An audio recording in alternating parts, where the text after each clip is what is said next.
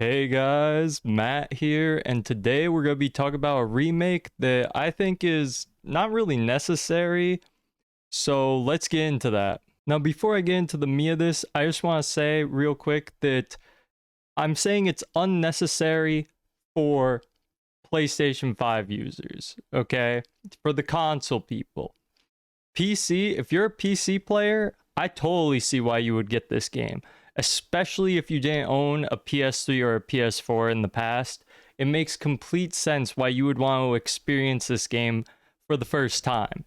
Like, it's incredible. It was one of, if not the best game to release in its year. So with that out of the way, I don't know about you, but I don't think a $70 version of a game that was released 2 other times that visually only really adds 4K, better cutscenes, and better lighting during gameplay is a good deal. Now, obviously, there's more to it, like the permadeath, speedrunning, and photo mode. But do these things really warrant paying $20 more than The Last of Us Remastered in its first weekend? And now, if you're one of the hardcore Sony fans, you're probably saying, but Matt, there's new visual filters and more collectibles. Which to that I say, yeah, there is. But did anyone really ask for those things? Because when I played through The Last of Us, I never thought to myself, wow, this game is great, but I really wish there was a way to make this shit look like The Matrix. And man, I like collecting all the neat stuff in the game, but man, they need to add a lot more for me to collect and never look at because I'm too busy enjoying the story and actually playing the game. Small bonus content stuff and pretty graphics should not and probably will not give gamers a reason to buy a 9-year-old game that's been released 2 other times. Especially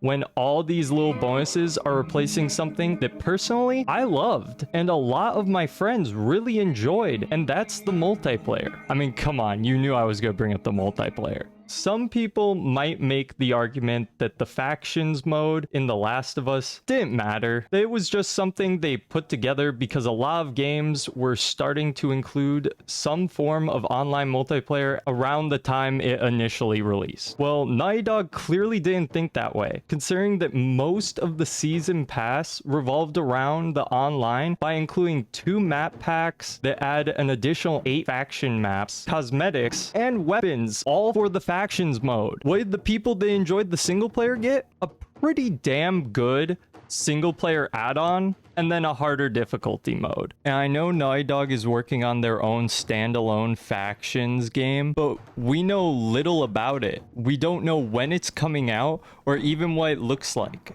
And it's been a fat minute since we've heard any real info on the project, so I see very few reasons to not include the factions mode in the remake. In fact, I think it would help a lot to build up hype for the new factions that they're working on.